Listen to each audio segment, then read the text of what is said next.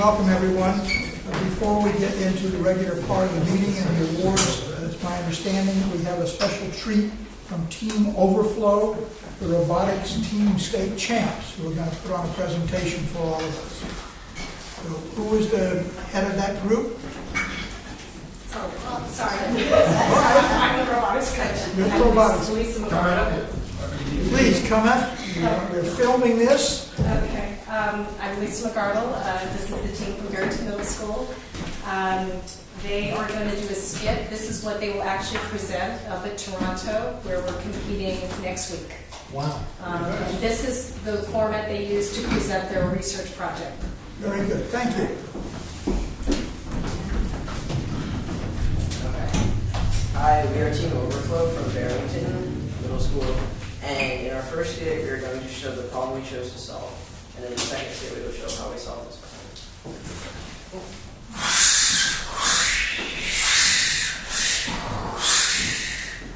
Help! Help! My house is on fire!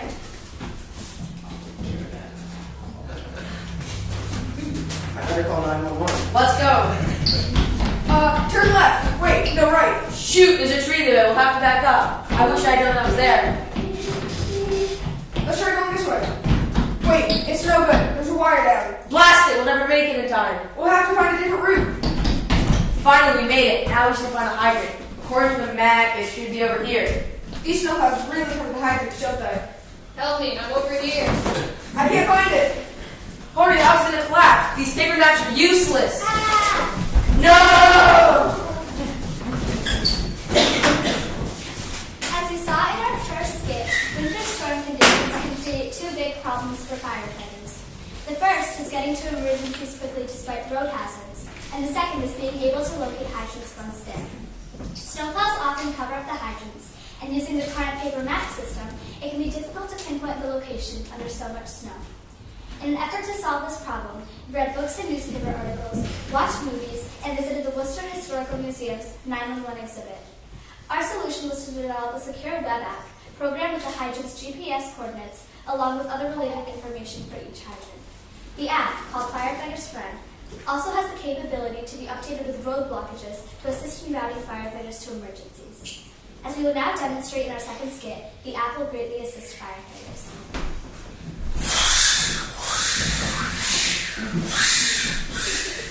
Oh, a tree branch is falling across the road.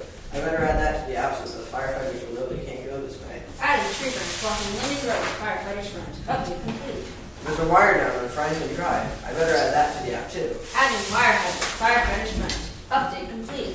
Help! Help! My house is on fire! Oh my gosh, there's a fire. I better add that too. Adding fire emergency. Firefighter's friend. Routing complete. The app is updated. There's a fire at 5 Lego Lane. Let's move. Okay, the app is routing us to avoid a couple block roads. Continue south on Greenbrier Avenue. Turn right on 20 Mile Road. In 100 feet, turn left onto Lego Lane. You've arrived at your destination. Hey, I'm glad you got here so quickly. Wow, that app sure made that easy. Let's see if we can locate the hydrant. According to the app, it should be right here. Thanks for uncovering me. I was getting so cold under there. I'll look up and put out the fire. I'll go see if I can get inside. Thank you so much. You saved my life. Thanks to our app, Firefighter's Friend. As we saw in the second skit, the app will greatly assist the firefighters. We learned from Bob Floss, a local firefighter, about the difficulties of locating and digging out fire hydrants when they are covered with snow. This is one of the most tedious jobs for them. A Chicago firefighter on Google Forums also mentioned this problem, as well as other firefighters in other towns in Rhode Island. With feedback from Mr. Floss and others, we have been able to continue to improve our app. In addition to Mr. Floss, we also shared our app with other members of the Barrington Fire Department, including the fire chief. And he said, "I've never seen anything like this app before. I think it's fantastic and something we'll definitely be able to use. Without question, it can be used in other cities and towns as well." We also shared our app with the Newport and Bristol Fire Department. They were both very interested in the app and thought it would have a wide appeal and recommended sharing it with the Rhode Island Association of Fire Chiefs. ECWA has also been very supportive of our project. They provided us with the location of the hydrants and critical information that the firefighters thought would be important to include in our app. Examples of this information are hydrant ID, GPS location, type of hydrant, fire flow, and residual pressure. We have included this critical hydrant information in our app. Quick access to this information will greatly aid firefighters when suppressing fires. In addition to BCWA, we have shared out for numerous community leaders, including the town planner, town manager, vice president of the Barrington Town Council, and the Barrington director of the Rhode Island Emergency Management Agency. We have further shared our project with the community at large through articles in the Barrington Times, Providence Journal, and our article was also picked up by the Daily Dispatch, which is an online web newsletter designed to geared toward fire chiefs. It's exciting that so many people know about our app and think about the positive impact on fire suppression missions.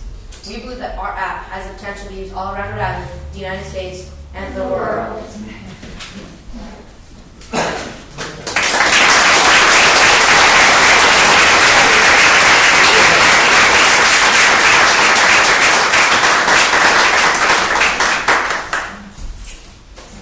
We understand that you have another appointment to go to. Yes, unfortunately, some of the kids have to rush off. They have band concerts at the middle school. That's quite all right. Thank you so much. Thank you very much. for Mr. coming. Chairman. Thank you. Sure, Mr. Mr. Chairman, if I Yes. may just say a few words. Sure.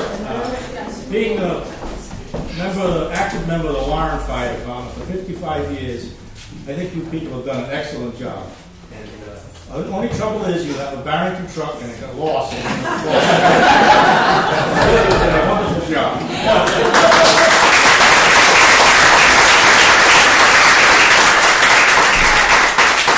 And we really have to thank BCWA for being so supportive and listening to our kids and helping us with the information. It really saved us a lot of time that you guys were willing to share the information with our kids to go into the app. So thank you very much. Thank you. That's it, Ken. Give them those fire We extinguishers. have a party. You guys can take these on. Well, I think they got them outside. And I'd like to give a special thank you to Susan because she just really supported us so much.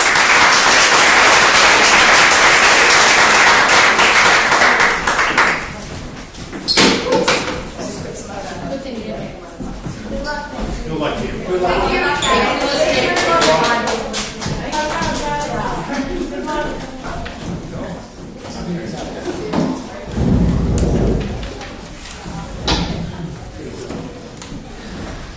We're ready to move to our second item on the agenda, and that is the presentation of the awards. These are the Rhode Island State Science Fair winners.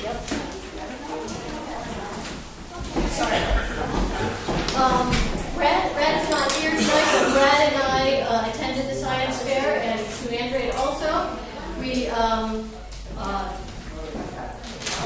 interviewed the students from Bristol, Warren, and Barrington that had done projects related to drinking water. There were no senior projects this year of students from Bristol and Warren and Barrington that were on drinking water. So these are projects in the junior division, 6th, 7th, and 8th grade.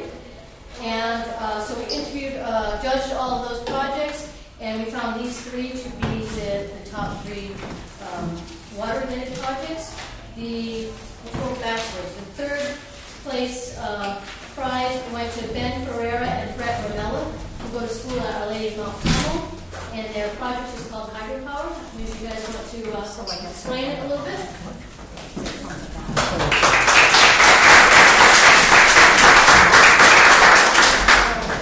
So here we have hydropower, and there's 4 steps to making the electricity. So this is what it would usually look like. We would have our water upper bucket, which would have all the potential energy, and then that would be continued into the second, the kinetic energy.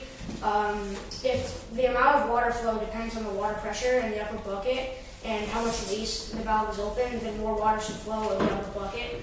So that means more power with the more release and mechanical. The height matters a lot too. It'll get more power if it's higher. And if our hypothesis was if the water flow applied to the turbine is increased, then more mechanical energy should be generated at the turbine because of the adverse potential of kinetic energy. And then lastly, the electrical energy would be adding all of it together with the resistance, the amps and the volts, and then at the end with the watts. So we actually did some tests, and with the valve, we had 4 places with it. So it had quarter open, half open, 3/4 open, and fully open. So we use the generator to generator coil resistance. And for example, that quarter open, it would be 6.6, and then the amps on it would be 1/1000. And then resistance times watts would be volts, and then amps times volts would be the watts. And it worked best about between 3/4 and fully open with the valve, because there would only be so much water. So you also want to use not a lot of water to generate electricity for a longer time.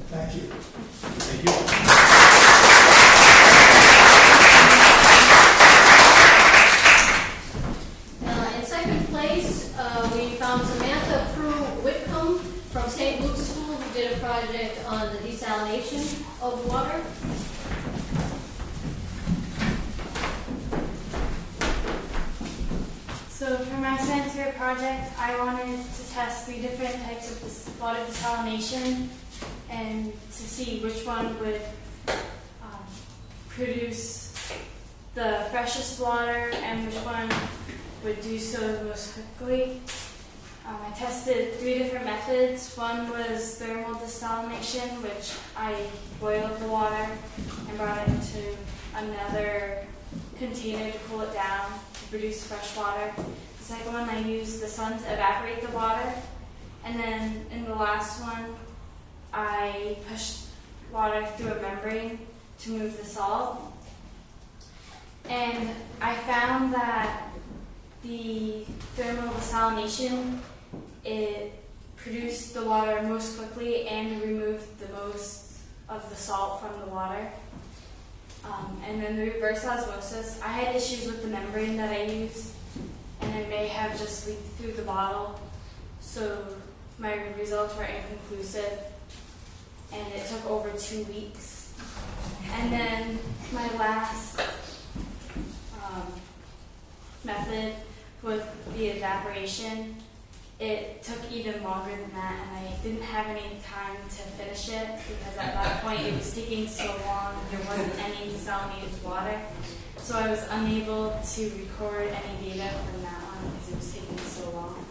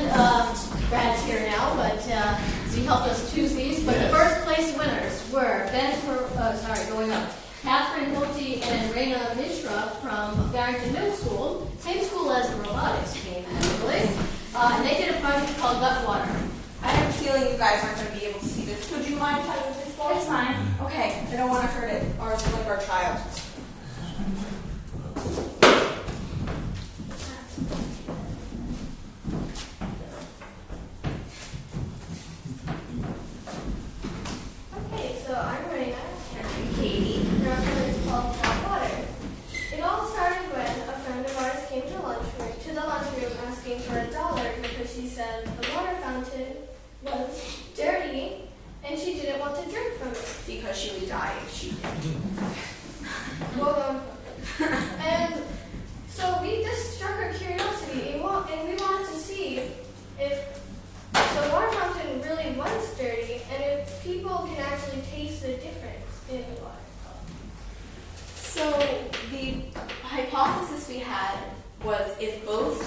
fountain and bottled are the same in condition and mineral content, which is what's in your water, making sure that they're both safe. A condition is like pH, and content is like calcium or hardness.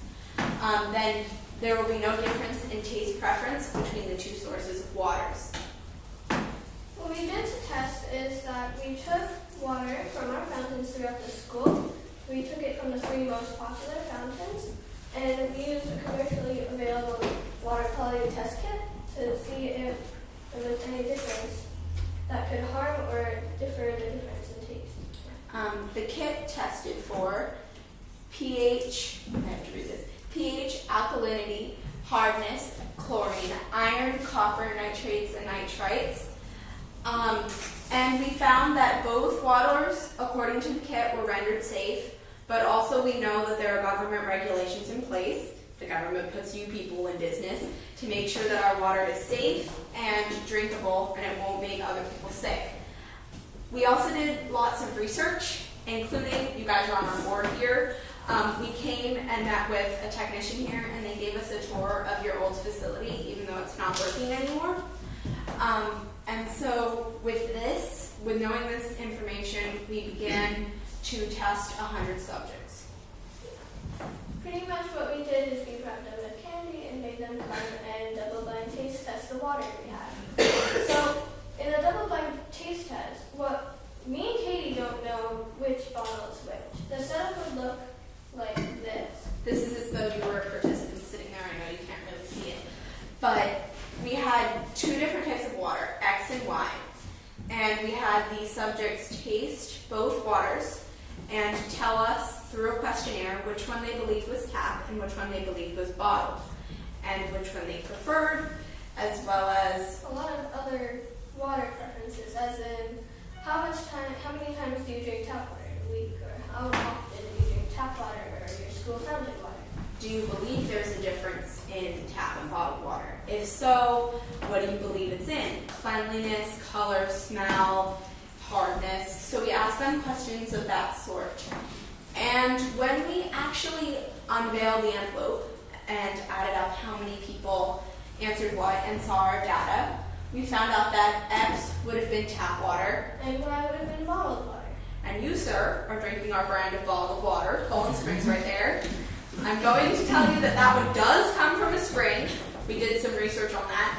A lot of bottled waters, like Dasani and actually Nestle Pure Life, which is sitting right there, do not come from a spring. They come from a tap, which they then put through another filter, like your refrigerator filter, and then bottle it and chill it and send it out. Also, from our test from the water quality test kit, we found no difference whatsoever between them both. They're both perfectly safe and perfectly clean. There's no difference in taste either. So, well, we aren't there yet. So we added up the amount of people who believed X tasted better and who Y tasted better. 2 of our subjects had no preference, so that leaves us with 98 subjects to work with. Actually, more people preferred tap water, 57 out of the 100, while 41 out of the 100 preferred our bottled brand.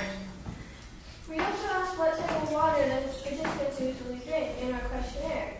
And 66 people, our majority, said bottled or filtered water is what they usually drink. 27 is one of our minorities. They drink tap water, and 7 people drink bottles. As we found, and it's very evident through obviously people drink more bottled water, there's a very large bias towards bottled water. So most people believed that X, which was tap water, what am I looking at here? The number of participants who believed X water was either bottled or fountain. So yeah, this graph shows the number of participants who believe water X was either fountain or bottled. So 57 believed X was fountain water, and 41 people believed X was bottled water. So 57 people got it right, while 41 people got it wrong. We found that we had a majority and a minority. Our majority was 75% of the people. And these are people who usually drink a form of filtered or bottled water regularly daily, and they split themselves. There were 74 of them, and they split themselves directly down the middle. So 37 people liked X and 37 people liked Y, and that was just like with their guessing. So I believe X is bottled water, and then the other people guessed right, and I believe Y is bottled water. What makes us majority is that these are the people who said, I like water X, so water X has to be bottled. These are the people showing the bias towards bottled water. And we had 4 people who actually had bias towards tap water. They couldn't taste a difference, but they liked tap water, so they guessed that Y was tap water. Well, we had 20 people who actually consistently got it right. These are the people who drink tap water every day, regularly. It's kind of like a big, that's what they drink. It's the big part of their water consumption. And we believe that with these people, even though we didn't have a 50-50 chance in our analysis, it wasn't exactly 50-50, we believe that if we had done a bigger study with maybe 1,000 people or 2,000 people, we would have had these two groups even out. It is explained through the Gaussian theory. There's a graph that looks like a bell shape. It's called a bell-shaped curve. It looks like this. And we had a professor who teaches math at a local university explain it to us, and he used a formula. A statistical formula. Yeah. And when data points fall on the bell curve, in the center, events are going to be entirely random, which is what we wanted in our hypothesis. But the farther out you get to the sides of the curve, the more random an event becomes. So at a 2.5 standard deviation, this is where most studies say, okay, everything past here is not random. We know we're going to get this result. That's when you have a 1% chance that the event will be random with a 99% chance that it will not be random, so you know what result you're going to get. And since the bell curve is flatter at the top and the slope of the line becomes steeper as you go down, the difference between 1 standard deviation away from the center and 2 standard deviations away from the center is much larger. So we fell at a 1.1 standard deviation away from the center of the bell curve. That means that we had an 81% chance that this was a random event and that we just didn't test our participants enough. And we had a 19% chance that this actually was significant and something really happened. They were able to guess that. They were able to taste a difference between the Yeah. two waters. Our results were we found that there was no difference between tap and bottled water. So we're all up to government regulation standards with both. And in a double-blind taste test, the sources of water, there's no real preference exhibited between subjects. So yeah, they couldn't tell the difference. Thank you.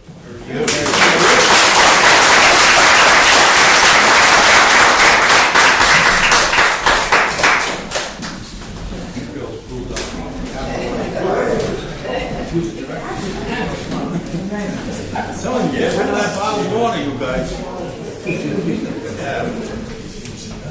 Does that say that we're not charging enough for our water?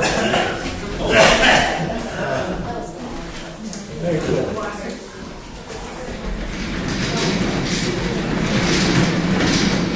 We're going to go on with the rest of our meeting, which you are welcome to stay if you want to. But you're also welcome to leave. We'll give you a few minutes. Thank you so much for coming.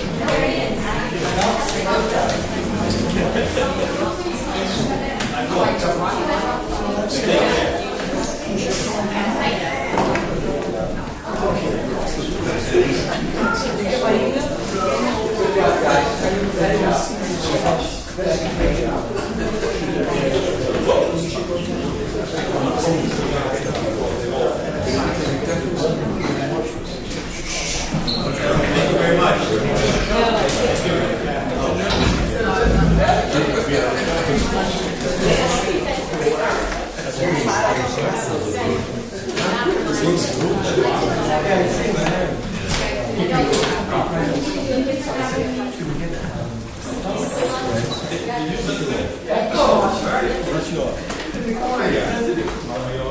It's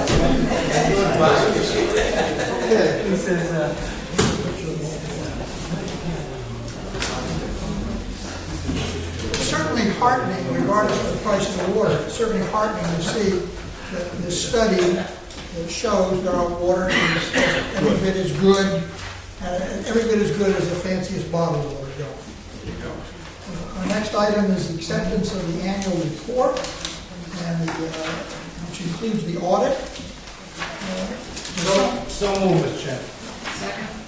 That will be accepted. Is there a comment to be made about this? We're going to study this. We can bring it up at our next meeting if anyone has questions. But Pam, do you have any comments to make about this? Yes, just wanted to say our auditors are planning on attending the next meeting of the board, so if you have any questions, please get them to Mark, so we can get anything ahead of time that they can look up and be able to respond to. Otherwise, they will do a presentation on what they did and what they found, and how we ended up fairly good shape for this last year. Especially the fact that we funded some of our reserve funds this last year. So we will be able to discuss it? Oh, yes. Yes. Yes, but I mean, you just get it right Just now. accept it and then. So we're just accepting it. And you'll have an ample opportunity to review it and ask any and all questions, and we'll see the review, we'll see the presentation by the auditors. Mark, do you have anything to add to this at this time? No, the copies you have, 10 seconds. They're draft, they are going to, I mean, we made changes as late as, I think, this morning Okay. to some of the numbers that the auditors, so we was very much to the deadline, so there will be formal printed copies available next week or so. Very good. Thank you. The next item is the nomination and election of officers. Mr. Chairman, Yes, sir. I'd like to nominate Alan Klepper for the office of chairman. Second. Are there other nominations? For one person, those in favor, this requires 6 affirmative votes. Those in favor of Alan Klepper as chairman, please raise your hand. Those opposed? It is 8-1. Mr. Chairman, I'd like to nominate William Gosling as vice chairman. Second.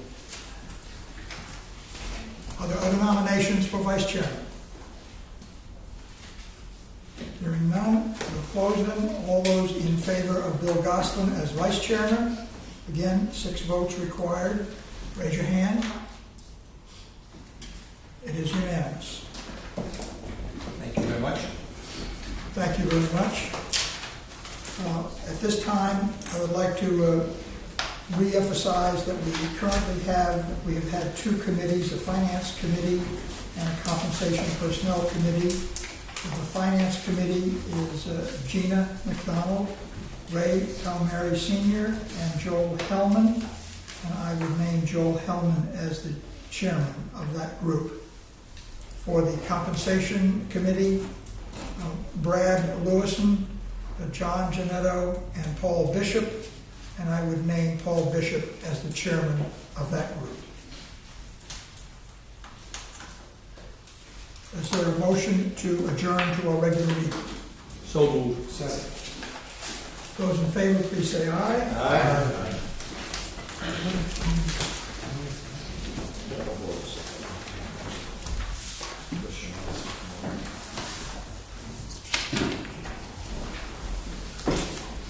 Public input, or we call our regular meeting to order. There's nobody from the public to give input. Minutes, we have the minutes of the April 30th board meeting. Do I have a motion to approve? Motion to approve as submitted, Mr. Chairman. Second? Second. Any questions, any modifications? All those in favor, please say aye. Aye. They are approved unanimously. Executive Director's report.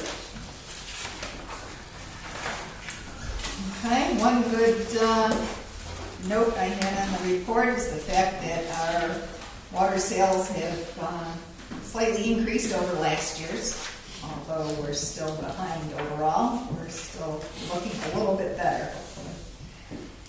One of our big issues we've had is with financing our projects this year through Clean Water Finance Agency. We're having problems getting certificates of approval from the Department of Health. To our knowledge, there are very few systems that have been able to get any approvals through. Clean Water Finance cannot approve any financing until that certificate of approval is obtained. We now understand that the East Providence system approved their bonds, and we have been informed that their projects were put on an expedited schedule. So we've been trying to get at least our Maple Street project approved through Clean Water. We're looking to go to a bank bond for the rest of our projects. We've been working with our consultants to set up a system where we would also be able to defer the principal payments on the bank bond and do a gradual drawdown on the funds that we would need, so that we'll put out the principal payments as far as possible. Did you say that nobody has been successful in getting the Department of Health to approve their bonds? Just by second hand, as far as we know, not to approve their bonds, but to approve their projects. The project. The Department of Health has to provide a certificate of approval on each and every project. And why are they not doing that in a timely fashion? It's done by, they only have one person at the Department of Health that handles this. They go through very extensive, detailed reviews. We're not sure what else is going on at this point. And have you submitted it? It's submitted. They had a 60-day review period. It's up this, I believe this week. We have not gotten any response on any of the projects that we submitted. Because this is the kind of thing that I think is totally unacceptable from a government body, and I think if we don't get a response in a timely fashion, we should publicize that and get our legislators to intervene, because not complaining about it just lets it continue, and I think it's totally unacceptable. Right, we have talked about moving with our legislators, particularly the Senate. They have a very strong influence on budget actions, and in the past they've done things. Senators have intervened. Do we have enough time to act on that before any decision is final and we have to go in another direction, or no? We still have a little bit of time, yes. Okay. So, but forward, at least we're trying to get the Maple Street project approved through the Clean Water Finance with the Department of Health. But we won't have time for any of the other projects at this point, so we would have to go through a private bank bond. When you say we don't have time for any of the other projects, is that our fault or is it their fault? Probably both. The problem is most water utilities don't put in their projects, their design documents, until the spring. In the past, it hadn't proved to be that much of a problem. This year, for some reason, a lot of them got backed up and put in about the same time. So it's essentially they're claiming a backlog of projects. And now there's all the major projects from East Providence, which were just approved for bonding. So have all our applications been put in? Yes. And the 60-day time period ends for the first group, or did they? For the first group. They didn't all go in at the same time? They didn't all go in at the same time. What projects are at risk if we don't get the funding? Maple Avenue one for Yeah, sure? the Maple Avenue one is, none of them are at risk. We can get funding through a bank bond. Is it going to be more expensive? Yes and no. We would pay a little bit more in interest, but we pay more in fees through Clean Water Finance, and all the legal requirements that are tied into the Clean Water SRF federal program is actually more expensive. For example, we had a difference in our bid for the Maple Street project of $60,000 between the low bid, which did not submit all the requirements for the federal funding. So So you could look at that as that part of that funding was because they did not comply with the requirements as well. So it balances off in the long run. For staff, it's much less work to do a bank bond. It's less costly for engineering and engineering inspection because there's so many requirements with the federal funds. That the main reason we wanted to go through clean water finance is the fact that we could put off the principal payment for 5 years once all of our regular bonds are paid off. But now we're working with the banks. They're saying they're claiming that they would allow us to do a drawdown schedule over a couple of years and do a low principal payment for a few years. So that would give us almost the same thing that we were looking for through clean water finance. I'm concerned here because if we don't go with the federal financing, then what happens to the contract? We disqualified one of the bidders because of the fact that it needed certain requirements under the federal EPA laws.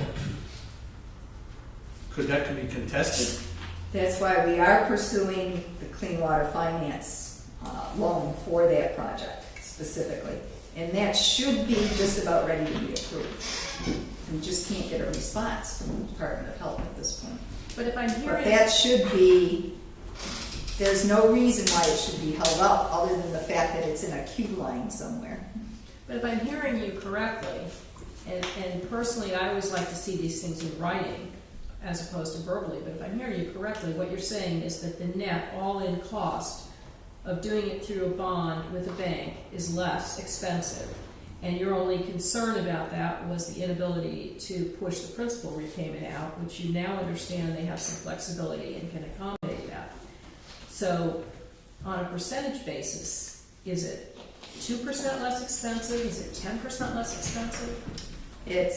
Would be very close. I mean, it would be very slightly less expensive. They're fairly comparable over the long term going with, because you get a discounted interest rate through clean water finance. But it also sounds as if you could get a lower bid from companies doing it, and I'm not certain that's been factored into the apples to apples comparison.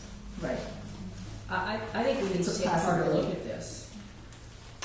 Well, this way, for this particular project, which we're ready to start, we did throw out the low bid because they didn't meet the federal I requirements. saw that, but the So low bid we was really need- $60,000 less, right? Right.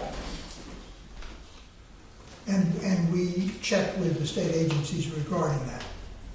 No, I saw that you got an opinion of legal counsel, but my concern is this, that if we're going on this path versus that path for reasons that may not be valid, and we're not getting the lowest bid, so we're not getting the lowest cost, we perhaps should rethink that. I'm considering we have do we have an option? We've already awarded a bid. Yes.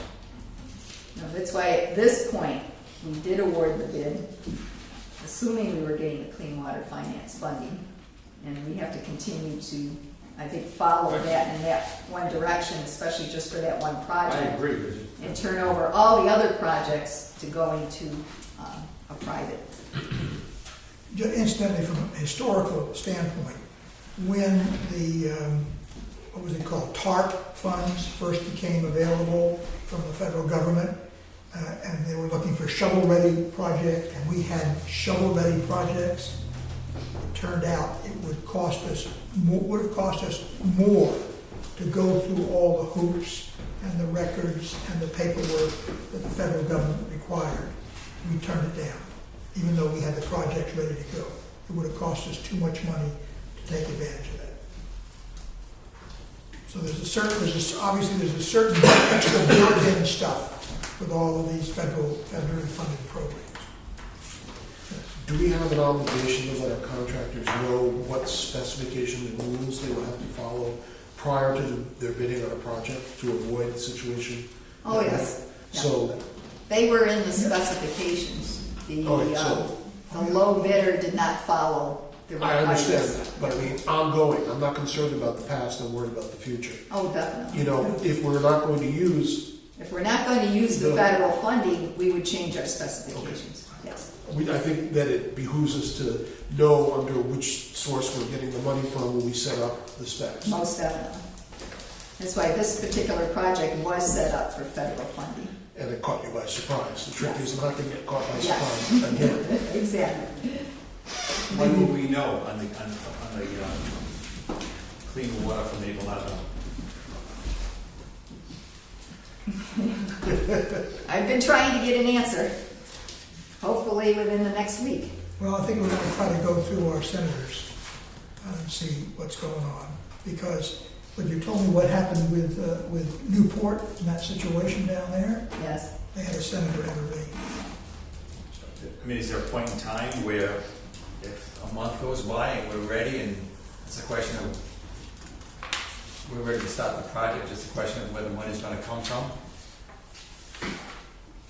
And then Well, what what- happened, and then I'm not sure, it may be too early to speculate as to what recourse we would have regarding who was awarded the bid versus who was the low bidder, even though not all the documents complied with what was necessary.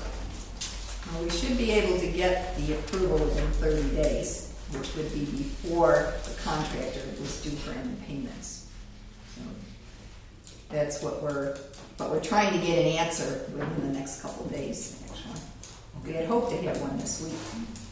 Have you contacted them, the senators from Bristol County? I haven't spoken to the senators yet, but Sandy Mack did contact Ray Gallison on the issues since he's been involved in this type of issue before, I It believe. sounds like it's a high priority as far as I'm concerned, because it's good to be a sticky situation, Yes. especially with contractors. The other projects that you were talking about, would they be for construction for this year or for next year? It's for this year. So if you decide to go through a bank, and you can get that done in time to do it? Yes, the board did pass a refinancing resolution the end of last year, and bank would work with that. The resolution included all the projects we had intended to do for this year. And speaking with the bank, we would probably not even have to close on the loan until the end of the year. We would use our reserve funds to pay the contractor. And actually obtain the funds at the end of the year, so we would draw them down over a shorter period of time. So our financial advisors have been working with us and trying to figure out what would be the most economical way to do this. What about the other project, it's at Hopeworth Avenue, Willow Lane? Is that separate funding from the Maple Avenue? Yes, it's a separate project. That was submitted, but because it's something a little different than what the health department normally works with, that might take longer too, so. But that may end up not getting approved for this year. Well, what we're actually doing is we're putting that in the bank bond as well. The only thing I'm pursuing right now is the Maple Street project. And that we're looking at getting just a direct loan from the Clean Water Finance. That's the entire project there, right? Right. Maple Avenue.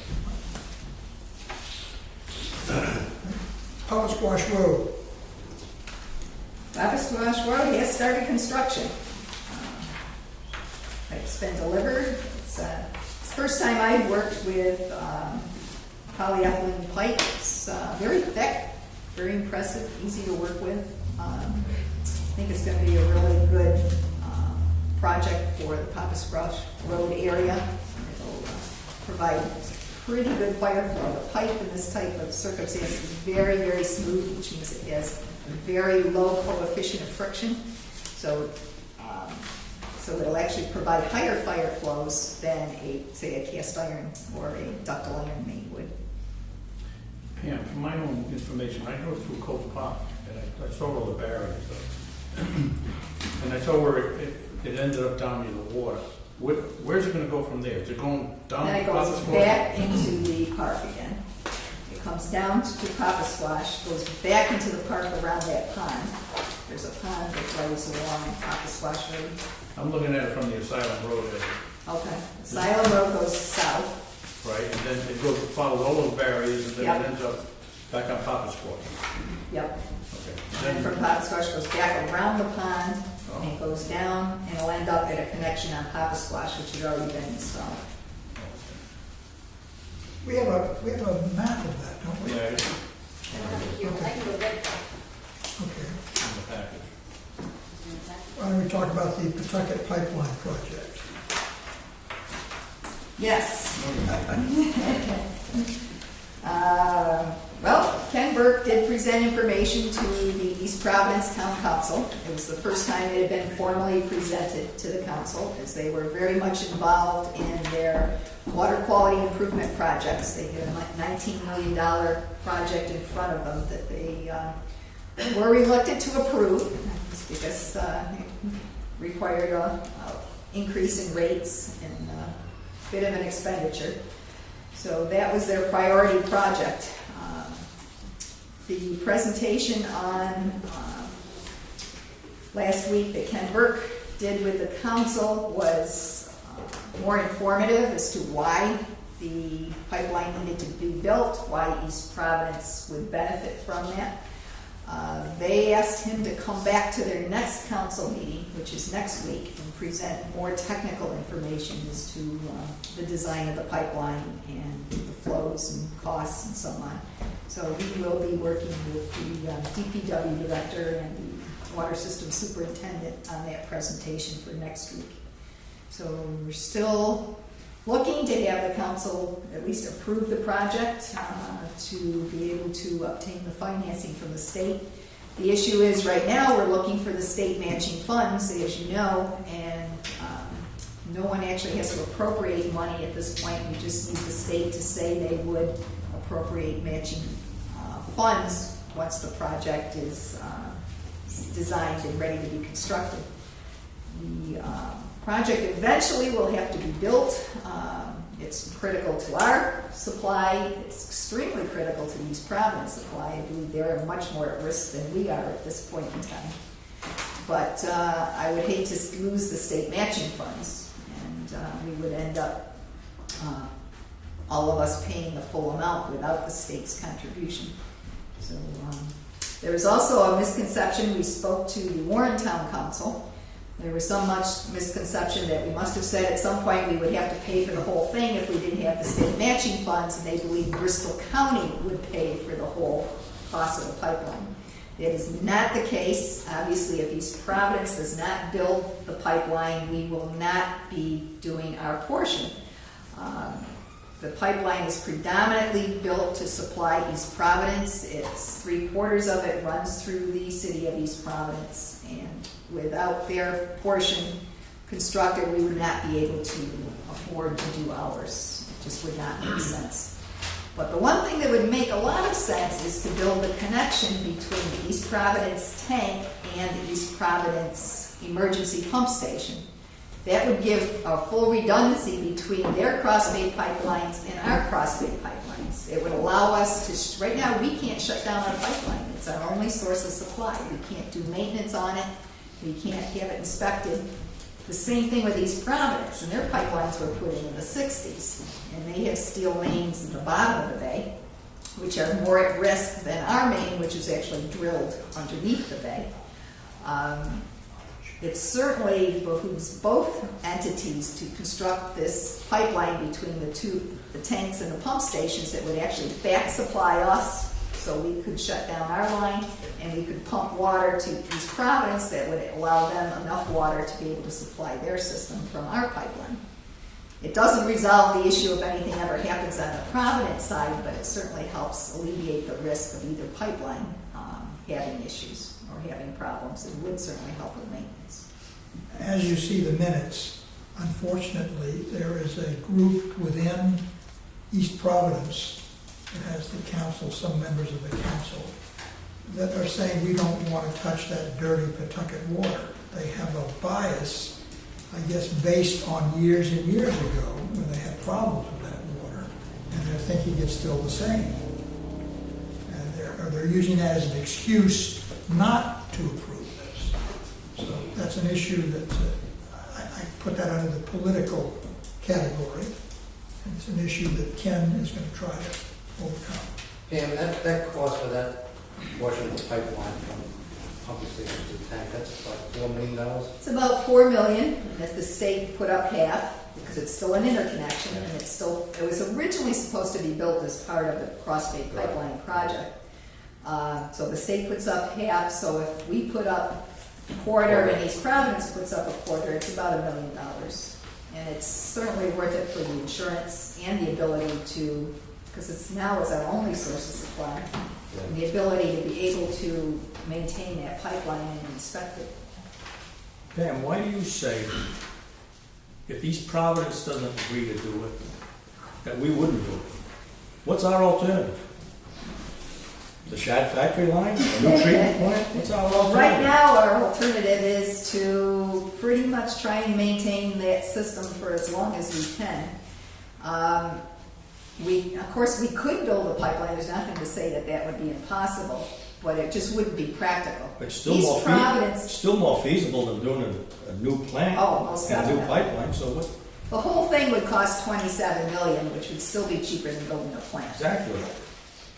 And we're going to need it somewhere down the line. We definitely will, but it's still my very strong belief that East Providence right now needs it more than we do, and that's going to have to be their next big project. We're just going to have to wait a little bit longer. I just have a gut feeling that if we don't jump on this now, and we opt to do the other system the other way, that the state's going to say, hey, we gave you an out. We're not going to be responsible now for paying for this thing. That could be very true. State is definitely looking to get out from under this system. They have right now $6.7 million in bonds, and they want to cut it off at that. Just say that's all you're going to get. You maintain the system from now on. Stay tuned. Yes, definitely. Maple Avenue, we've talked about that. Anawan Dam, any questions on that? And as far as the trihalomethane, is there any opportunity, given the new lower, more normal test results, that the Board of Health is going to waive that aberrant? No, they did not. They actually required. There was one aberration in one lab result, and they allowed us to throw that one out. But all of the samples were high by 130% in the January samples. The resamples we took were all within normal range, but they're not considered the official samples. So we were allowed to average them, but we had to double the first set of samples, which were considered the official samples. And we could only, so they counted for 2/3. And then the normal sample, the additional sample, only counted for 1/3 in the average. We were still below, just below the regulatory limits. But since it's a quarterly average now, and this is usually our lowest quarter, we're assuming that our next quarter is probably going to be in violation. Then what? Then we have to send out a public Triggers notice. that public notice. Will we get fined? Which, No. But it gets everybody all upset, and for no reason in this case. It's not like we're hiding something. I mean, this is bureaucratic red tape is overcoming common sense. And we have to put out standard language in the notice, but we can add, and we will add, that we disagree with the, especially the first quarter numbers. That may not hold any weight, but we cannot find any reason why those numbers should have been that high, and especially every single one. They would have varied at least throughout the system. How many the only authority that has happened to? We had the only ones that had it this high, but we did find on some research that Sue did is that all of the utilities, and these were all wholesale customers of Providence Water, so we all had the same water supply. All the ones that used the same laboratory were high, at least 30 to 40% higher than normal. All of the utilities, wholesale customers that used a different laboratory were all low. So there was some indication that there was a problem with the laboratory. Have we gone back to the laboratory? Because that sounds like Yes, we did. We actually had had them send all their QC data, all of their runs that they did on their instrumentation. We actually had a third party review it, and we did find a couple minor abnormalities, but we think there was something in our case, everything was double. So there had to be an issue somewhere, maybe in another portion of the analysis that was not really traceable. But it's just not physically possible that our numbers could have been double. We took a sample with the Providence Water Connection. They took one at the same day, and theirs was 50% lower. So it just was not feasible. So going forward on the testing, we have a choice of where to send Yes, we information? will be using a different laboratory. Same way. Although we did split samples, we sent a set of samples to that laboratory and to another one on the second set, and they both came out close. They were very close. So whatever had happened, it had gotten resolved. But So if the higher ups can see that by using a different laboratory, we come out the way we should, doesn't that tell them something about the EPA one lab versus regulations. another? That's common sense. It is, but what we're told is that EPA regulations have a very narrow allotment for when a result can be thrown out. And it has to be proved through the laboratory QC that there was actually an error. And they had to you have to be able to prove that. Us? Yes. We have to be able to prove that? Yes. How would we go about that? It's impossible, or? Well, as we said, we did go through the laboratory QA/QC, which was all within range. Now, it's interesting that the range for these samples are 30%. So you could, if you had a sample that was 100, you could actually, they could analyze up to 130, and plus or minus 30%, and we could be out of compliance. So that's their QA But range? that's the allowed range for the analysis. When you Per say the allowed EPA. range, the WP, the federal? The federal standard methods They permit allowed that much range of a is range. 30%. That doesn't seem to make sense either. So if our limit is 80 and we have a sample that's 70, it could very well read 90, and we would be in violation. Almost made So some of the sense standards have gotten a little too. for the offending laboratory to, in light of the business they're gonna lose, to admit that they made a mistake. Yeah, of course. Yeah, so we're 99.99% positive they made a mistake. And there's just no possible way the numbers could have been that high. But we're going to have to explain it to our customers next quarter because we will be in violation. Were all those samples done at the same time? Yes. It was probable that the GC column was probably contaminated. They did do spike samples, and a couple of them were a little out of range. And one of them, it was above the allotment, so we did get that one disqualified. But only one sample. So it's, yeah. Stay tuned. Very frustrating. Yeah, the problem with that procedure is that they do a cleaning every several samples, and if we had a contaminated column, it could have been cleaned up before the next batch of samples went through. So. Yeah, there's a lot of little things that can happen. And we said the ranges that are allowed in this, and the fact that we're not in parts per billion, and the fact that they're diluting our samples before they analyze them, induces more error as well. So it's very difficult to be held to a regulatory requirement in parts per billion when there are so many places that the numbers could be in error. But that's the regulations. How much do they charge for the analysis? Do you know? $100? I think it's $100 for each sample. That's like $75. It might be worth doing additional samples just to check it out. We've been thinking about doing it twice a quarter, just to do. Okay, Flushing. Your report notes that it was completed in Barrington, and I can tell you that the town council was very positively impressed with all the signs that were going up around town.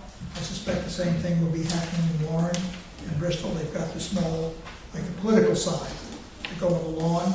They put those all around town, and the people were very appreciative of that. They saw it coming. Pam, how soon will it be done on Warren? I think Warren's pretty much done.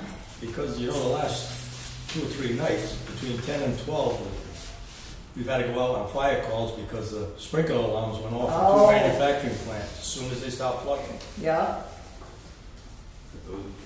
Did you, hopefully they gave the guys a call and let them know? I hope so. That's not my call. Unfortunately, that's a product of the flushing. I understand that. And you understand it lies with the fault with the building's fire protection system with the check valve not holding. So it's not something we're causing, it's affecting what we're doing, but it's showing that there's a problem with that fire protection system. But it interrupts my watching World War II. How does that affect that? Pressure drop sets the alarm. Right. Pressure drop? Any other questions about her report? Okay, the next item is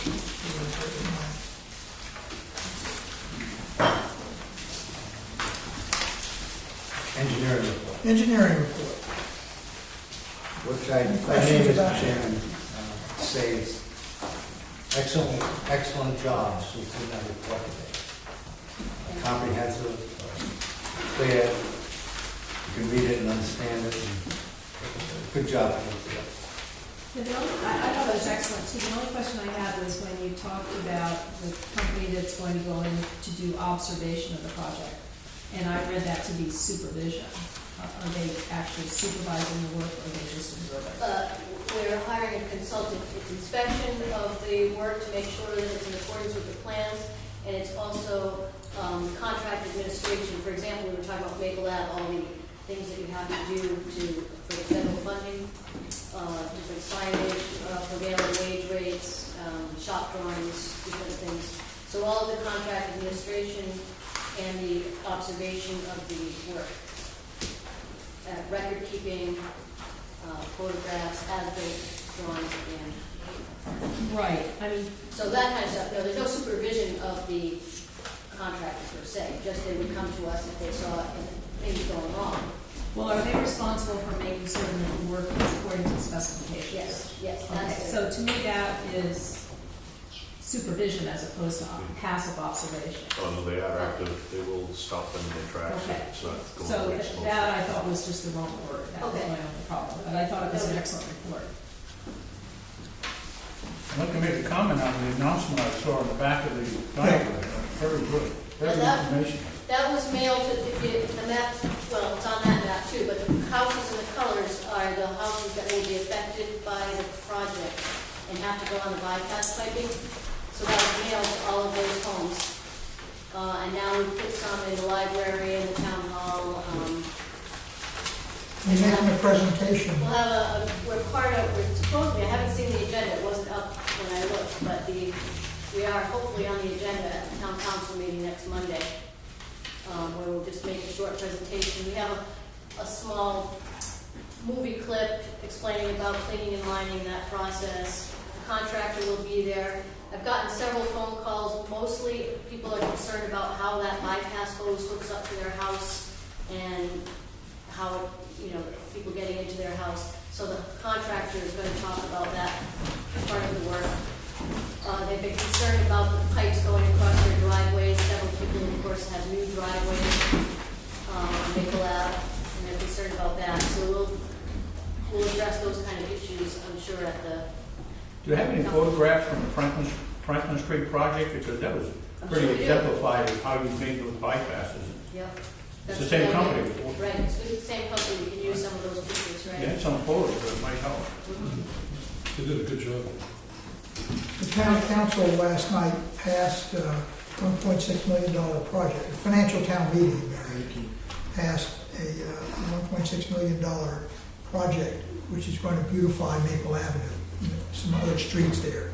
so that whatever we do ultimately will be all corrected anyway. New sidewalks, we're putting a lot of stuff in there. That won't start until the following fiscal Right. year. That'll take care of people's worries, that, you know, that their particular property was disturbed at all. Okay, next item, financial report. Oh, here comes the dentist. Don't worry, I'll be brief. Basically, just off the cuff, I think you all have a copy of the reports. I encourage you to read through them. Any questions specifically, encourage you to give me a call, if something I can answer, or come in and visit me, and we can go over something. Any broad perspective thing you would like the auditing firm to address next month, if you give me the topic or whatever, I'll make sure that they are prepared or have backup materials to discuss that issue. But we just finished, actually yesterday, we had 2.5 weeks on site. About a week and a half, they worked out of their office, going back and forth with email and updates, and the fruits of our labor are here.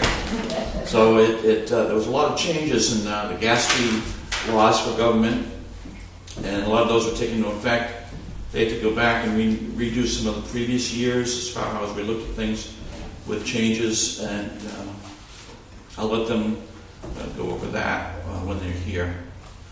But I think everything follows our plan as far as our strategic plan of what we're looking to do, maybe to build some reserves.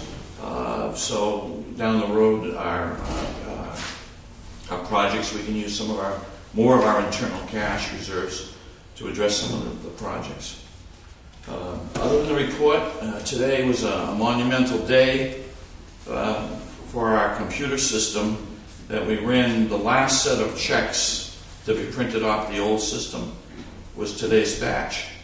So for about 40 years, we've been printing off the old system, and today, Rosemary and the staff were very sad that we've been running dual systems since March 1st.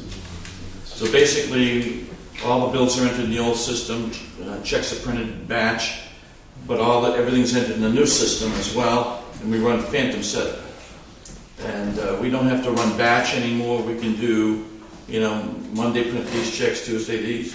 It's a big change how we file things and whatever. So it was monumental today. I think they had a toast of a cup of tea or whatever to say goodbye to that. But that's just one phase.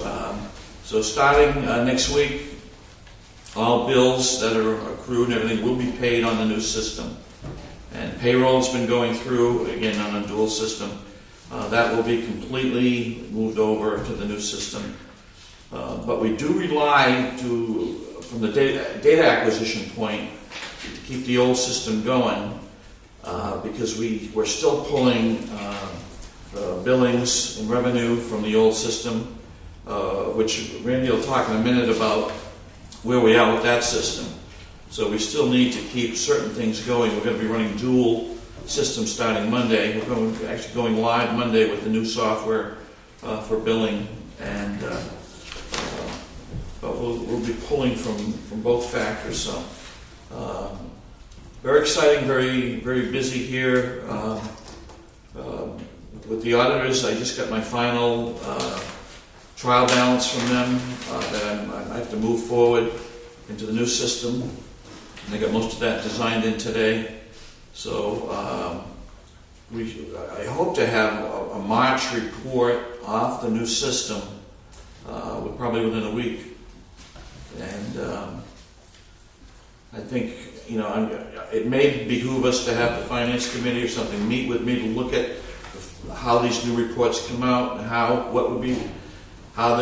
we should present it to the board on a monthly basis, because it has a completely different look to it, and how much wants to be consolidated and how much. I know John would like it consolidated. If it's black, it's good. If it's red, it's bad. But I think maybe in the next month we can do that. Two questions. First, in the audit, anything big catch you off guard that might be unusual? Sometimes surprises happen, so. No, I think everything went very smoothly as far as the audit. We're a very transparent organization. We know what's going on. We were able to answer basically any question they. In Barrington, there's always, particularly the schools, believe there's me, always something that shows. from years ago, they dig very deep to the nth degree on certain things to research on. And when do you anticipate, I know you've been very busy with this, when do you anticipate your schedule freeing up so that we could get together with the finance? I don't want to push you when you're trying to do a monumental task. Yeah, well, maybe after. If you give me a call in a week or so, I'll see. When I have March fairly ready to present, probably give me a call in about a week or so. In about a week or so. Okay. We should be good. Very good. Might try to take a few days off. Which is why I asked a few days off. Will the bill format change? Will the format of the billing change? Well, the billing system, it's going to be run on the old system. It'll still be the system of record, and we're going to mirror with the new system. I think, Randy. Right, and we're going to be running parallel for up to the next 2 months. We're going to start the parallel processing on this Monday. And if all goes perfectly, okay, and I'm expecting a couple of little hitches here and there, but if everything went perfectly, after 4 weeks, we'll cut live. That's not the schedule, though. The schedule is 8 weeks, 2 full months. I was just wondering if we need to include an insert in bills to instruct people how to read. This is how your bill changed and why. Yes, so we are going to be doing have a little different look. It's actually going to be a lot clearer, and we're going to have a little chart on it like you do with your power bills, monthly usage data for the last year as well. It'll be a little more informative and I think a little clearer than actually our bills are now. Yeah, I'm going to put a page on the website too to kind of describe exactly how to read the bill. Yeah, it'll be probably more friendly than the old bill.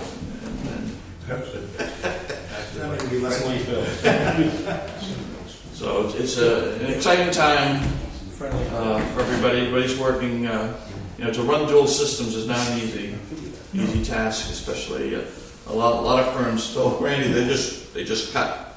It's cut and move on. But it's not the best thing to do until we're sure everything's good. Okay.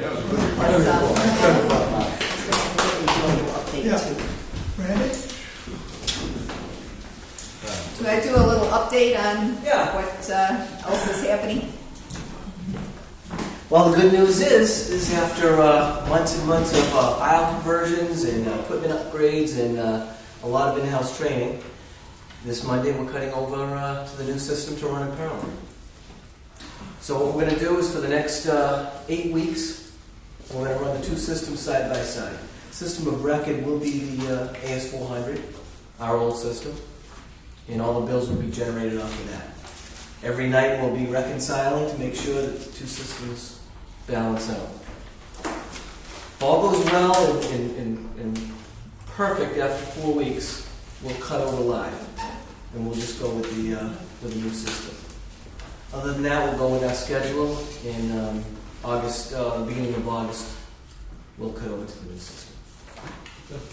That's basically where we stand. This Saturday, we're doing our final in-house training with all the personnel, just to get one more training day in, and going over everything, and so everybody will be ready on Monday. They're also coming down from CUSI, the software vendor, to basically hold our hand the first week. So they'll be here the first week. The second week they'll be here remotely. The third week they come back in, and then we'll make a decision on how to proceed after that. Is there a timetable? Will we actually cut ties with them, or how does that work going forward? As far as parallel processing? No, the consultants. Well, they're not consultants. They're the company we bought the software from. Okay. So we're contracted with them until we can go live ourselves. So we're expecting that to be 8 weeks from the start date. Have they been, I'm sorry, go ahead. Is that right on schedule? Yeah, that's pretty much on schedule. Okay. I was going to say, have they been meeting the milestone dates? Yeah, it's been fairly smooth considering it's a pretty big project. Some things we cut over a little early, like the financial pieces we decided to do first to make that a little easier, and the payroll we decided to do first. Some of the stuff, such as elements, we're going to push off a few weeks. But we kind of had to readjust on the fly to try to adjust to what works best. I understand. Very good. And then just to mention, there's an ongoing maintenance contract too that's part of the purchase of the software that we pay an annual fee.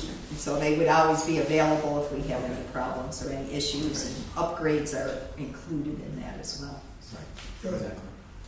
Any other questions? Thank you. Okay, we have a bid award. This is for bill printing and mailing service. Yes, we have an attachment that was just passed out today. We did get 2 bids. We had mentioned that a local firm would be preferred, but we did end up with a considerable cost savings by using a firm that's actually out of California. So we took a little more time investigating their customer service and how other water systems have dealt with them in our size. Joe talked to 8 or 9 vendors, I believe, or 8 or 9 different customers on the East Coast and West Coast. And I believe the only issue we found is going to take a little longer for the bills to be delivered, because they will be coming out of Illinois, actually, once one of their distribution centers. But for the difference for $10,000, we figured that is a significant cost savings and well worth the difference. So this is, we're not able to print our own bills here. This is taking the place of us printing the bills. Right. We couldn't print bills for anything close to even the more expensive price. Right. Did we have any local bids? Yes, we did. I mean local, within Bristol County. No. Okay. Just the closest, this cathedral is in Lincoln, Rhode Island, and actually a lot of the local utilities do use them. So we fully expected that they would be the lowest bid, and did not work out that way. So basically, for the difference in cost, we'll just have to deal with a little longer time on bill delivery. Do you need a motion tonight to award? Yes, we do. Question. How long would this scrap contract be for? It's for 3 years. Oh, it's for 3 Yes. years? So let me ask you a question about this, because this is not like a construction contract where sealed bids were submitted, right? Yes, they were. It was. It was sealed bids, yes. What if we're not happy with this service? We can. We're stuck with a 3-year No, contract. if we're not happy, we can disqualify them and go to the next bidder, or we can rebid. Are there any specific criteria for disqualifying in the contract? Not specific criteria, but if they can't meet our requirements, obviously, that we're in the contract. Yeah, who does it now? I'm sorry, I didn't mean to interrupt you. Who does it now? Joe? What was the question? Who does the... We do it in-house. Oh, okay. And what does it cost us to do it in-house? Significantly more for the materials, and obviously the labor savings, because our employees operating the machine. And As a rough guess, 25%, 50%? oh, I suspect it's probably 50% higher, if not more. So they'll receive a computer. We'll send a data file to Anaheim in 24 hours. They will send that data file to their Illinois facility, where they have an on-site United States Postal Service inspector who will pass the shipment, and it will get shipped to whatever sorting facility is nearby, and we'll have mail in 3 or 4 days. So it was our decision to do a 3-year contract? Yes. The mail from Illinois and the mail from Lincoln take about the same amount of time. I suspect. I do a lot of shipping. You know, ironically enough, in my conversation with some of their customers in Maryland, one customer said it took 2 to 3 days, and the other customer said it took 3 to 5 days. So it really depends on where you are and where the mail gets sorted. Yeah. That's the question. Usually 2 days to Illinois, my shipping, packages, letters, whatever. Now, this cost to insert notices, that's only if you choose to have a notice, correct? Correct. And how often do you think you have notices? I don't see that many notices. It depends. Like, Are we required to send out notices? sometimes, but what we'll try to do is print on the back side of the bill if we have something. Does the new bill thing have like a little memo thing if there's any? Yes. Yeah, so we'll try to print on the bill itself. Actually, if I could just add something, both of the vendors have what's called duplex printing. They offer duplex printing, so we can add a message on the back of the bill at no cost. So the insert, hopefully there won't be many times that we'll be using the insert. Are we required to send a dual color water quality report? No, we're required to send a water quality report. It can be in one color. It's not that much more, I believe, Joe. I think it was the same price for the dual color. Yeah, I mean, 2 colors is the same as 1. Right. If you go to 3, then it costs more. Can it be printed on the back side of the bill? No. Why? There's Too long. It's too long. There's a lot of required language. It actually is done in an 11 by 17 size sheet, front and back. It's another EPA requirement. Most of it's required language. Okay, looking for a motion to, So moved, Mr. Chairman. second, further discussion on this? Ready to vote, all those in favor, please say aye. Aye. Those opposed, nay. The ayes have it, it's unanimous. Purchasing consultant services. Well, unfortunately, we didn't receive any responses to this one. We did advertise in the Journal and on the National Purchasing site. So now we're just going to have to try and call up some firms and see if they have anyone that can assist us.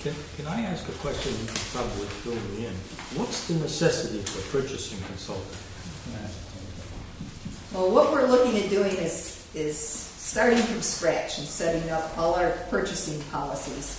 What we were specifically looking for is help in setting up our QuickBooks.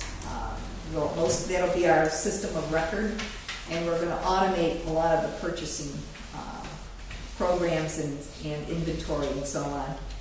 We don't really know how to do any of that. We need somebody that's familiar with QuickBooks. Elements, the new system we're doing for the work order system, will have some programming in that as well. We need to be able to interface that with the QuickBooks, and we need to have essentially a workflow as to all the requirements for purchasing. This is just a one-time thing? One-time thing. To set up? Just to set it How up. we're going to do our purchasing? Yep. Oh, it's not going to be somebody No. that's going to do the purchasing? Oh. No, it's just a one-time setup, specifically dealing with the computer systems and setting it there. All those computers. I'm gonna get rid of them. So we'll be back, we'll revisit this when it's ready to resurface. Well, let me ask a question about that. Okay, did you ask our accounting firm for any recommendations? No, not specifically. I would start there. Because we did try, we asked the state purchasing department, and Another suggestion might be local universities. Professor might take it on that's a good idea. one-time situation. Somebody who's teaching QuickBooks, it might be a Right. very simple thing for them to do. You don't have to bid this again? now I'm going to look for quotes. And first I'm going to look for people that could do it, try to get some ideas to what they would charge.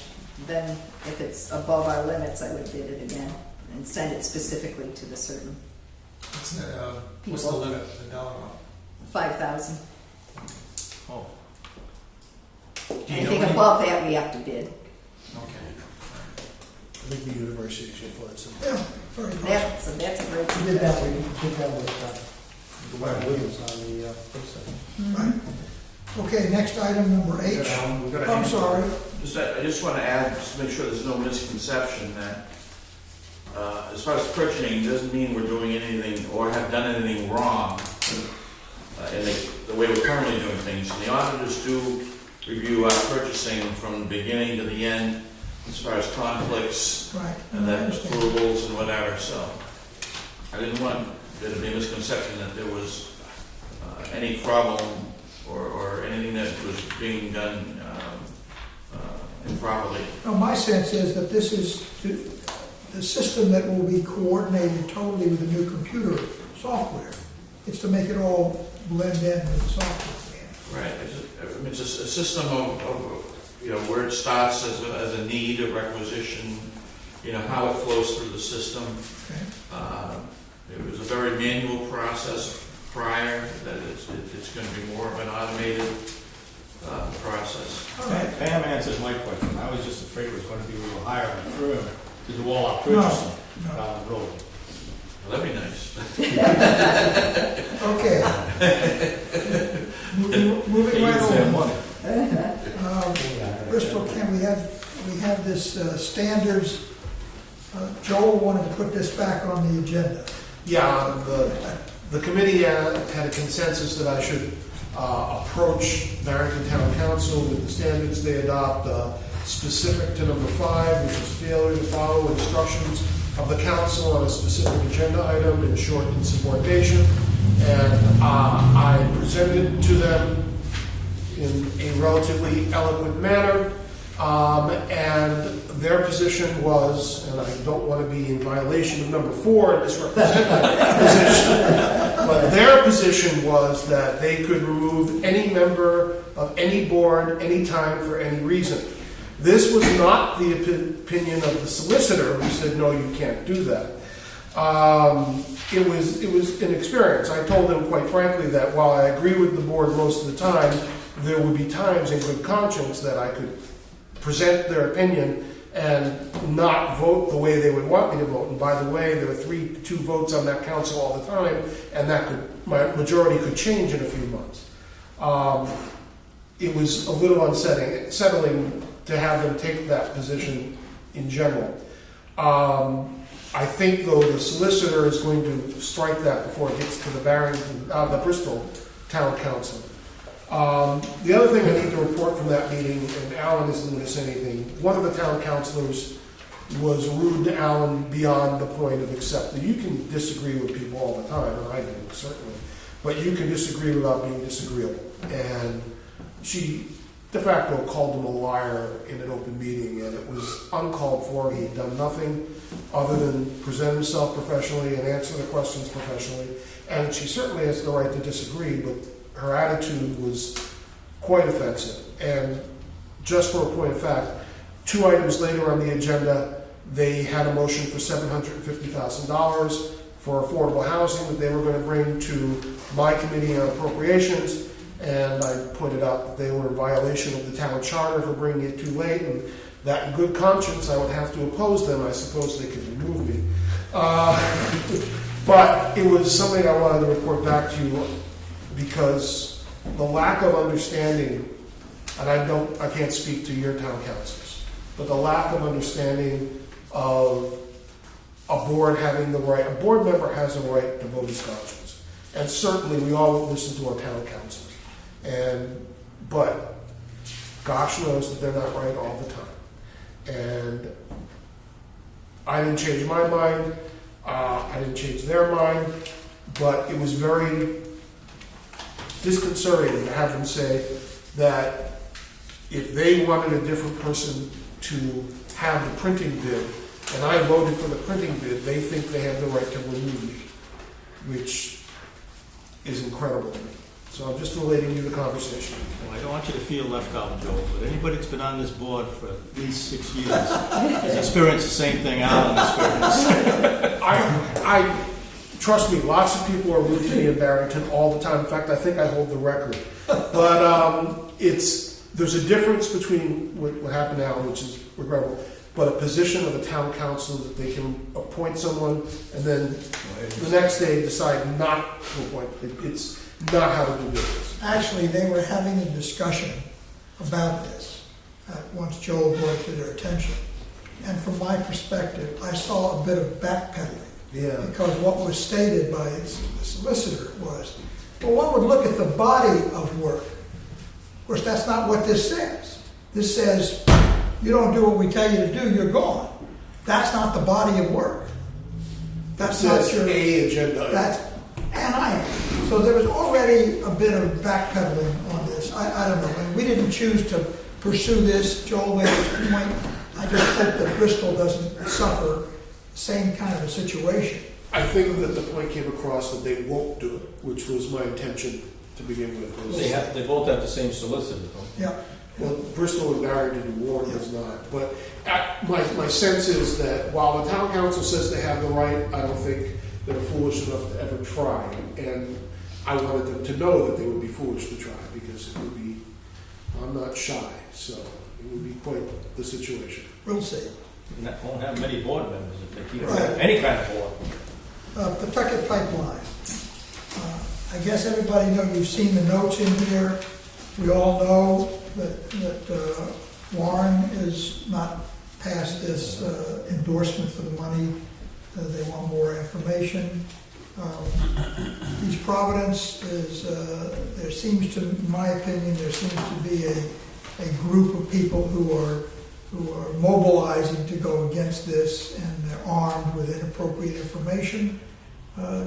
Ken Burke is going to try to straighten them out with the facts, whether or not they ultimately change their mind, and whether or not that is something that is needed by the Senate and the House. Because I've had conversations with our reps and our senator, and he says, we don't even need this from the towns. You know, this is nice, but we don't need this in order to make up our mind. That's the understanding I have. Of This whether is going to fly one way or another, maybe tweaked somewhere in the legislature. And unless, say, the Warren Council candidates in East Providence County go out in November and specifically campaign against it, I don't think it's going to have much to do. We hope. We hope. Okay, any other questions about that? Ray had asked for information because last meeting he questioned what we were doing on the cost control initiatives. And there's a complete report. You have a comment on that, Ray? Yeah, the reason it came up because there was information that was in the survey that included the wage increases. And I just want to say to Pam, I think she did a great job in putting this comparative report together as to what was provided by the AWWA and what they have been looking at for cost control and what the BCWA has already done. I think it's something that benefits us by having it laid out like this and in the record. I have a couple of things there that I may kind of disagree with, but it's primarily stuff that looks like would probably be stuff that would have to be negotiated in the contract anyway. And one of the things I wanted to comment on was the training and continuing education that was in this report. And one of the things that I was wondering is, what about leadership development programs? Do we have a program where we may help people pay for some of the tuition if they wanted to do advanced training? We have a program that's in place. It was several $1,000s a year that could be used to offset tuition. Yes. Leadership training, strictly for leadership. And, well, that was to enhance their value to the company. Wasn't specifically earmarked for leadership. No. Could be used. Right. But so he's taking a leadership course. And I think part of, Pam, you're planning to go to any other staff planning to go to the conference? Yes, actually, 3 of us are planning. So there's part of that for leadership training. Right. That might be a good, We only need one leader. Too many leaders cause trouble. Well, the problem with our group is we're all on the people are not stopping. upper age side. You know, eventually you need to start training some younger people as well. That was the point. That was really my thought. There's not people retiring. I had a question about the notes on the retiree health plan. You say that BCWA instituted an annual contribution to an OPEB trust account. All employees hired since 2012 contribute 1% of their salary to the account. That's to cover after retirement costs Yes, for health care and insurance. yes. So we have not terminated that, we have not terminated health care for our retirees as of a date certain. We No, we did restrict the plan Yes, I knew compared that. to what we used to have. Because as you know, many companies have done that. Right, but by instituting a payment, essentially, the funds will be there for when the people retire. Is that 100, does that cover 100% of the cost? We've been adding some contributions over the last, we just started this year as well, but I don't know as we calculated out at what point that will cover all the costs involved. Because I think we should consider either terminating that or having it be totally self-funding. It doesn't sound as if it is self-funding at this point. Not at this point, no. We had big discussions about this a few years ago as to whether or not we would terminate the health insurance for retirees. And the overwhelming, I don't remember the exact vote, but the overwhelming sense of the board was these are people who have served the authority for years and years. This is not a time to cut them off. Because if we cut them off, now they don't even have a group to go to. They're right in the open I'm market. not talking about cutting off the people who've been here for years and years. I'm talking about the fact that as of pick date 2012, 2010, 2008, 2014, that is not a benefit which would be offered for employees from this point on. That's what I'm talking about. Well, I think we're saying the same thing. If someone, I mean, from my perspective, if someone has worked here for 30 years, I would want them to be able to stay part of our group. They have to contribute to this, but to be able to stay part of the group. Now, if someone's worked here 10 years or 15 years, they're not ready to retire, I want them to be able to. Yeah, see, you and I are on different plans. Okay. on this. Yeah. Okay. Can I, what you're saying is that you want to terminate it so that we don't New have. employees, New correct. employees, before they've done their 30 years, which is about, the question I have is what they've done in Barrington with the schools and the town, is the new hires, the OPEDs expire at 65, at which point they qualify for Medicaid. Right, exactly. And is that our current plan? Are we paying them until they're 97 years old? Are we paying for their health benefits? In which case, We pay at a supplemental plan at age 65. The switch plan. Forever. that is a concern. I mean, if, like I said, just like I was concerned about the raises being in excess of what the towns do, you know, the OPED expenses on the line items in the town were huge.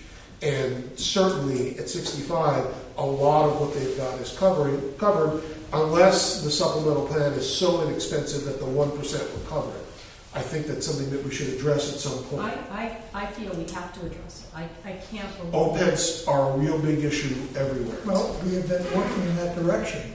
Yes? I don't hear that we're working in that direction at all. What I heard you say, unless I heard you incorrectly, was that the board of 3 or 4 years ago considered this and decided to do nothing other than to reform and reduce what we were doing for current retirees. So perhaps I didn't hear that correctly.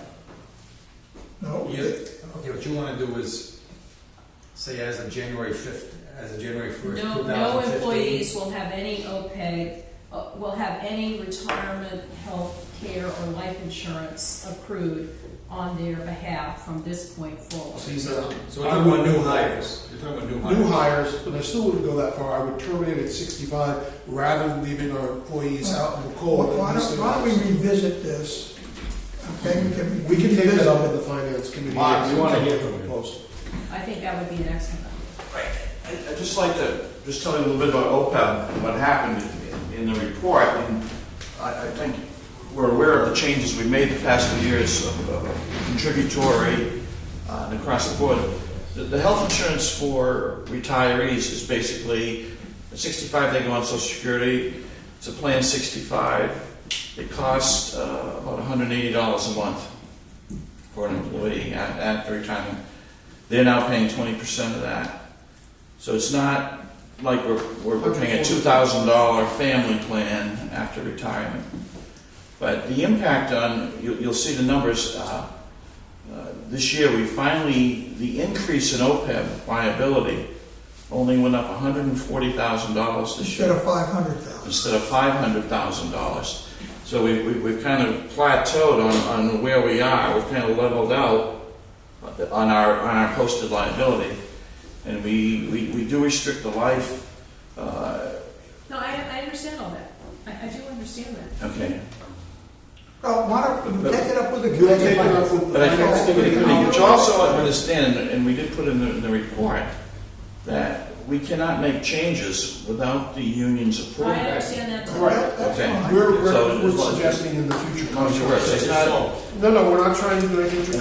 I think what the board took is the longer, steady approach to make the change rather than something drastic, quick, and I think it's really worked out well to this point. I think that it's something that the finance committee should discuss. Right.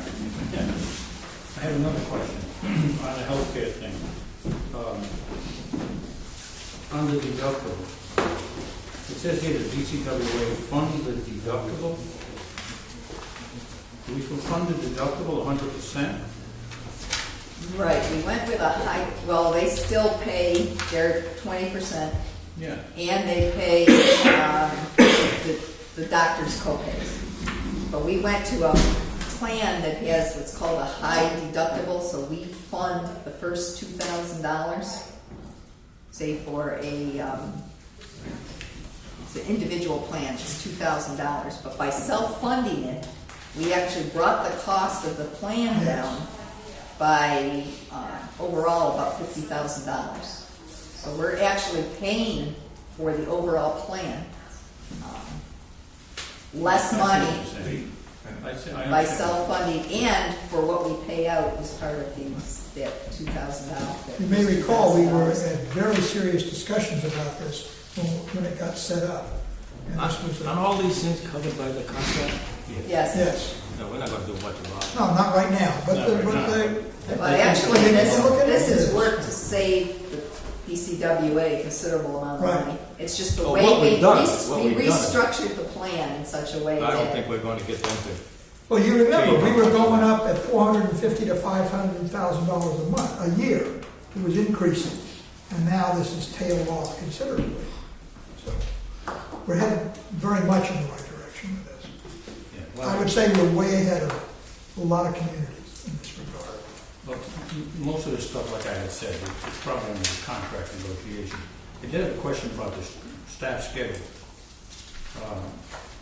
You stated it's not possible or efficient to schedule work week. Again, I assume this is going to be contract stuff, but I had a question. How many people would you be talking about as far as staff size? You say it is not possible or efficient to schedule a work week to include Saturdays with our staff size. So you're talking about the operations group. The operations group consisting of how many people? About 16 to 18, isn't it? So what I saw in the chart. Approximately, but they do a lot of different functions. And you need so many people working on a crew. You need so many people doing different functions. If one of those people call out sick or is on vacation, you have to rearrange schedule. I tried doing it at Providence. It was even very difficult to do there. because of the implications for paying overtime if somebody was out and so on. I don't want to go into this now, because again, that's contract stuff, right? That's contract stuff, and it's, Okay, I just think that there may be something that's a possibility. DuPont, they're rotating shift, because I've worked with rotating shifts. And sometimes they work out for the benefit of the employee, believe it or not. But that's time. I have I'm not gonna get rotating into that shifts now, when it's I contract get, stuff. especially everybody doing the same thing, but we have so many different functions that people do that you may only have one or two people available at a time. So to spread that out through the weekend makes We'll discuss it. it very difficult. You're gonna have to sell me on that. Okay, let's move along. Anything else on the survey right now? Again, I just want to say thank you for putting it together in a comprehensive way. We have the quarterly charge-offs, and with all the detail shown here. You recall we gave permission to do that. Just keep us up to snuff. I have one comment on that, if I can. Joe's back in the room, good. Charge off. I know we beat this thing to death. I would like, if someone from staff could come up with an agreeable way to cut the charge off, I would love to see us take any savings that occur to whatever tactic they find that they could use and give it to that individual and staff. You know, a percentage of it for a whole year as a bonus. So a challenge to the staff, if you can cut, as far as I'm concerned, if you can cut these charge-offs, I would love to see it done and love to see you get some of the benefit of it. I know we beat it to death as a board and we weren't very successful with it, so that's all I have to say about that. Okay. Anyone else? Board correspondence, you got there the various items and information about the meeting in East Providence. Our next scheduled meeting is the 25th of June. Anything else? Any other comments? Motion to adjourn. Second? Second. All those in favor? Aye. It is done. Thank you all.